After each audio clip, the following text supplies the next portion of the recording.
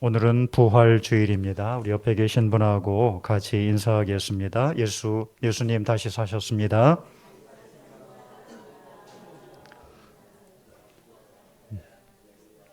하나님께서 우리 예수님을 죽음에서 다시 살리셨습니다.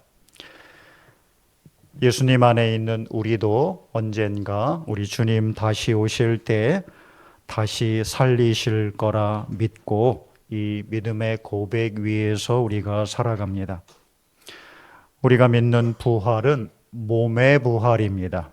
매주일 우리는 몸이 다시 사는 것을 믿는다라고 고백을 합니다. 부활의 첫 열매가 되신 예수님도 뼈와 살이 있고 손으로 만질 수 있는 육체로 부활하셨습니다.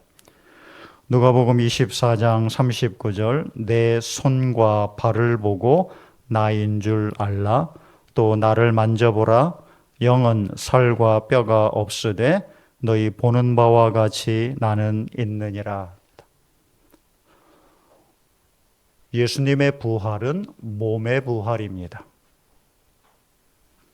물론 이 부활의 새 몸은 더 이상 죄와 사망이 없는 거룩한 생명의 새 몸입니다. 오늘 본문은 이런 부활을 믿는 우리가 현재 지금을 어떻게 살아가야 하는지에 대해서 자세하게 알려주고 있습니다. 부활 신앙을 갖는 우리는 먼저 이 땅에서 믿음의 순종의 길을 가야 한다고 가르칩니다. 부활한 예수님의 몸에는 십자가 고난의 증거들인 못자국과 창자국이 그대로 남아 있었습니다. 예수님과 손과 발에는 못자국이, 옆구리에는 창자국이 고스란히 남은 채로 부활하셨습니다.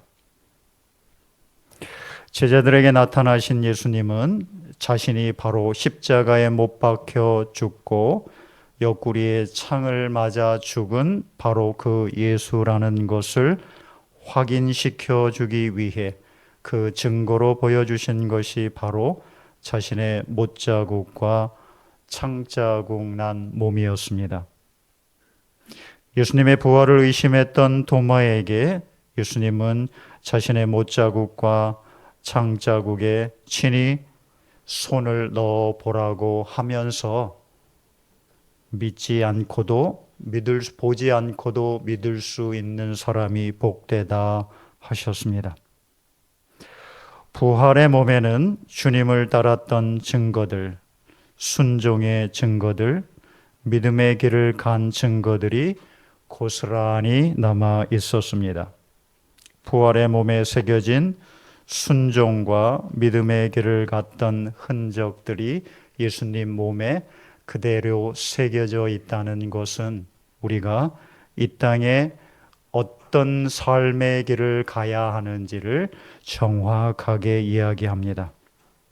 부활한 예수님의 몸이 영광스러운 것은 이 땅에서 믿음과 순종의 길을 가셨고 그 흔적들을 몸에 그대로 간직하고 있었기 때문입니다.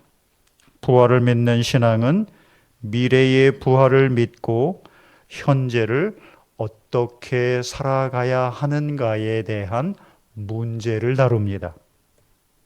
우리는 영광의 부활을 믿습니다. 그 부활의 새 몸이 영광스러울 것은 이 땅에서 믿음과 순종의 삶을 살았기 때문인 줄로 믿습니다. 외롭고 고통스럽다 하더라도 순종과 믿음의 길을 가는 이 부활 신앙의 사람들 될 수 있기를 이 시간 간절히 소망합니다. 부활 신앙은 두 번째로 삶의 모든 어려움을 이기고 기쁨을 얻는 진정한 힘이 됩니다. 부활하신 예수님이 제자들에게 제일 먼저 하신 말씀은 평안입니다. 19절 이날 곧 안식 후 첫날 저녁 때에 제자들이 유대인들을 두려워하여 모인 곳의 문들을 닫았더니 예수께서 오사 가운데 서서 이르시되 너희에게 평강이 있을지어다. 제자들은 두려웠습니다. 그 제자들에게 부활한 예수님은 평안을 빌어주고 계십니다. 제자들의 두려움은 유대인들 때문이었습니다. 그러나 부활한 예수님은 두려움의 원인이 되었던 그 유대인들을 없애는 대신 제자들에게 평안을 주고 계셨습니다. 제자들이 두려움을 이기고 평안을 얻고 누릴 수 있는 길은 외부에 있는 문제를 없애는 데 있지 않고 그들의 마음에 부활한 예수님에 대한 확신을 심어주는 데 있었습니다. 예수님, 부활한 예수님 그 자체가 두려움을 이기고 평안을 얻고 누리는 길이었습니다.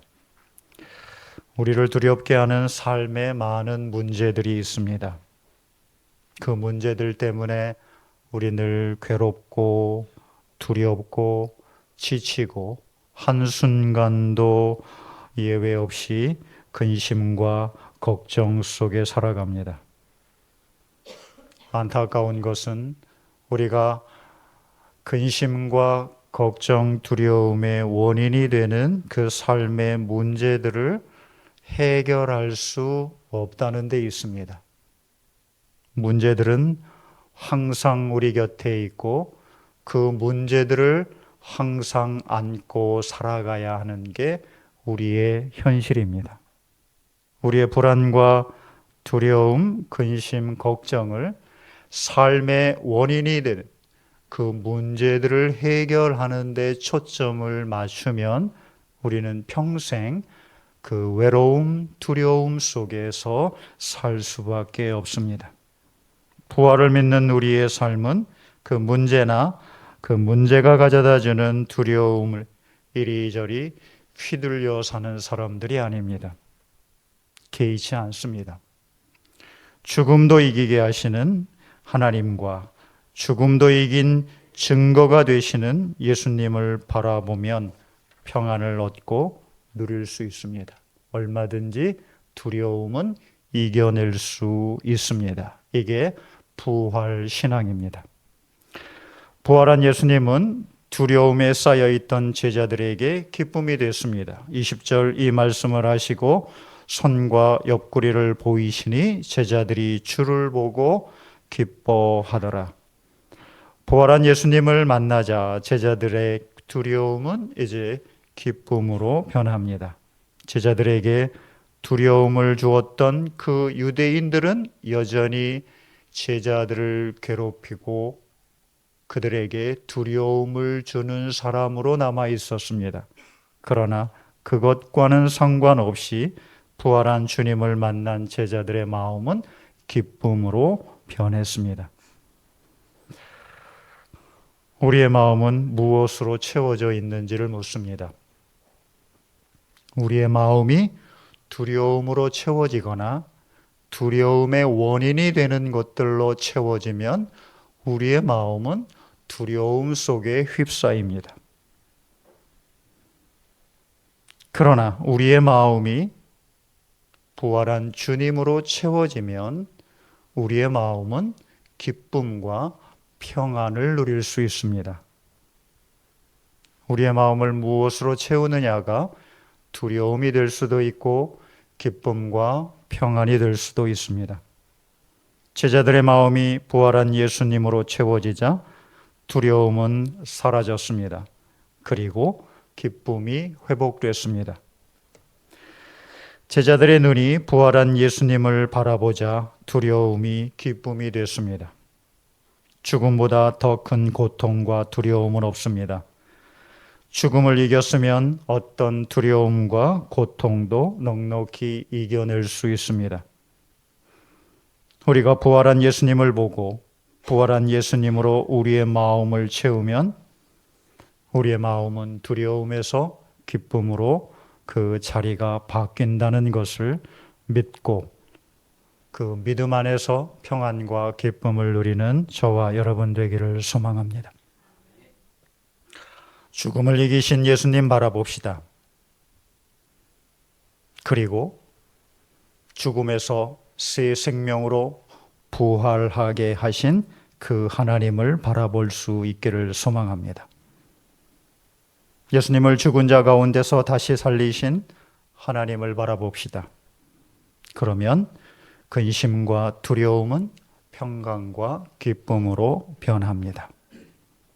우리 부활한 예수님 바라보고 예수님을 죽은 자 가운데서 달리신 그 하나님을 바라보며 어떤 두려움 속에서도 기쁨과 평안을 누리고 미래를 소망하는 부활 신앙의 사람들 되기를 축복합니다. 그러나 우리가 한 가지 기억할 게 있습니다. 부활한 그 예수님이 지금도 나와 함께 하고 계시는지, 함께 하고 계십니다. 성령으로 우리 예수님, 부활한 주님은 내 안에 계셔서 어떤 두려움과 외로움도 이길 수 있는 믿음을 주시고 그 믿음을 지금도 계속 세워가고 계십니다. 22절 이 말씀을 하시고 그들을 향하여 숨을 내쉬며 이르시되 성령을 받으라. 우리 안에 계신 성령을 소멸하지 않기를 바랍니다. 부활한 예수님은 우리 안에 성령으로 함께하고 계십니다. 우리 안에 계신 부활한 예수님의 영인 이 성령의 충만한 역사 안에서 우리는 얼마든지 삶의 두려움, 외로움, 근심, 걱정을 이겨내고 부활한 주님이 주시는 참된 평안과 기쁨을 회복하고 누릴 수 있습니다.